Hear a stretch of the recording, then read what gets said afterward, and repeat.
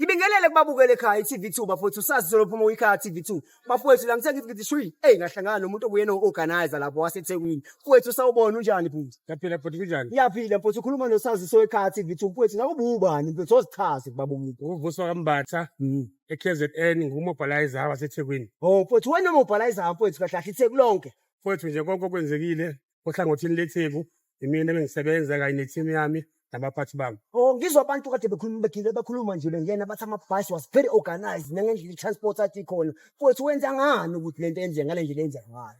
Mfowethu ukuzinikela nokuhlonipha abaholi bami. So mfowethu uba umsholozi uzosikhipha esihluphekeni. So kuwumsebenzi wethu ukuthi mayiseqhamuke lento siyisebenze ngendlela afisa ngayo. No mfowethu ngicela ukucheck ukuthi ngaba khona mhlawumbe ama-challenge noma ingqinamba nihlangabezene nawo mhlawumbe usa-organize indaba ye-transport nokuthi eziphi mhlawumbe ama-challenge ohlangabezane nawo. Mfowethu not really but engakusho ukuthi eThekwini bonke abantu befisa ukuza la. Kodwa unlike amabhasi kade enganele ukuthi basuke bonke la. Kahle kahle besifisa ukuthi senze ngala irally ngala igoli senze irally eThekwini ngosuku olodwa lesikhathi sodwa sikhombisa izwe ukuthi iMK ifikile nizothatha amandla. No mfowethu ngiyabonga khona into engidida mfowethu la ngifuna ukuyithola kahle mfowethu. Ngizwa kuthiwa mfowethu njalo ngosuku iMK yonke indawo ihlezi neprogram ekhona. Nimele nje kanjani ukwenza into enjalo bafowethu? Mfowethu kusemzweni ethu nje ukuthi sifisa ukukhipha abantu enhluphekweni. Futhi sifisa ukusiza ingcindezelo ekhona kubantu.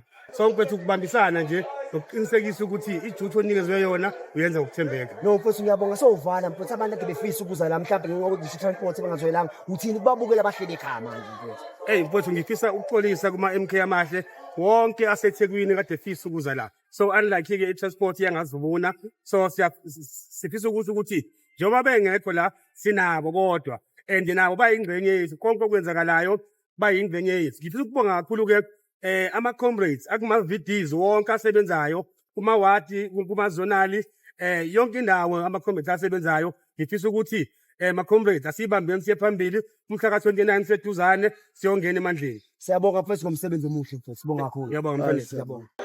Qama kavinjena ngoba uyashelela kabamdla Zulu mfana. Yeah.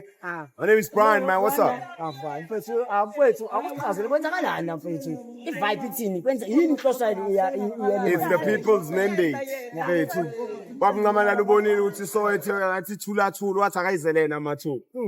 Uyeza uzogibela estage address ama-forces akhe address umkhonto wesizwe as we head to the polls for the 2/3 majority ngomhla ka-29 May. Wathi ngoba abantu bembheke emozimabhida nje lethi ngoba kade khona insini mhlawumbe ngiyasekwenzekayo khona kwenzakale ukuthi mfethu kune-narrative ukuthi MK amaZulu yabo kufanele kuphume kuleyo mindset sikeshintshe iy'ngqondo zethu MK South Africa yonke.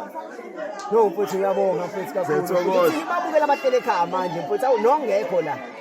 Sohlangana nge-Freedom Day umhla ka-29 May ingane zakwethu kuma-polls la sovota khona ngobuningi bethu nabacashile-ke isikhathi sokuthi baphume masebethi eduze kwanqamalala msholozi ne-MK. Siyabonga besovalelisa mfowethu. Jikijela mkhonto jikijela 2/3 majority. Bafowethu ziyaphila la bafowethu eOrlando Stadium ziyenzeka bafowethu. Ngicela nibe nathi nje bafowethu wena uqala ungena ngelikhasi ngicela wenze okufanele mfowethu coffee button ushare usubscribe udownload siyabonga kakhulu.